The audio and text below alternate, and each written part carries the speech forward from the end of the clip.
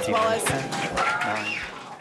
নবনির্বাচিত মার্কিন president Donald ট্রাম্পের উপস্থিতিতে পরবর্তী প্রজন্মের স্টারশিপ রকেট পরীক্ষামূলক উৎক্ষেপণ করেছে যুক্তরাষ্ট্রের ধনকুবের ইলন মাস্কের মহাকাশ সংস্থা স্পেস এক্স। টেক্সাসের ব্রাউনসভিলের বোকা চিকা লঞ্চ প্যাড থেকে এই রকেটটি উৎক্ষেপণ করা হয়েছে বলে জানিয়েছে বিবিসি।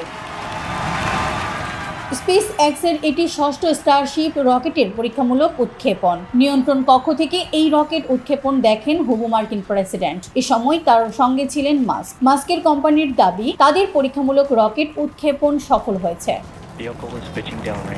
ট্রাম্পের প্রেসিডেন্ট প্রচারণায় লাখ লাখ ডলার সহায়তা দিয়েছেন মাস্ক। একই সঙ্গে জনসভা করেছেন। ট্রাম্প বলেছিলেন মাস্ককে তার প্রশাসনে বড় ভূমিকা দেবেন যাতে সরকারি দক্ষতা বৃদ্ধি পায়। সেই কথা অনুযায়ী নতুন গঠিত মন্ত্রণালয় সরকারি দক্ষতা বিভাগের দায়িত্ব তাকে দিয়েছেন যুক্তরাষ্ট্রের নবনির্বাচিত প্রেসিডেন্ট ডোনাল্ড ট্রাম্প।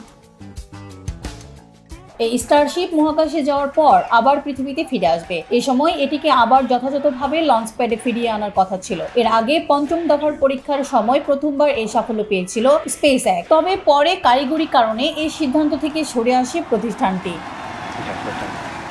ফরাসি বার্তা সংস্থা এএফপি-কে জানিয়েছে স্পেস এক্স পরে স্টারশিপ বুস্টারটি ধরার পরিকল্পনা বাদ দেয়। এটি সমুদ্রে পড়তে দেওয়ার সিদ্ধান্ত নিয়েছে। সেটি মেক্সিকো উপসাগরে পড়েছে।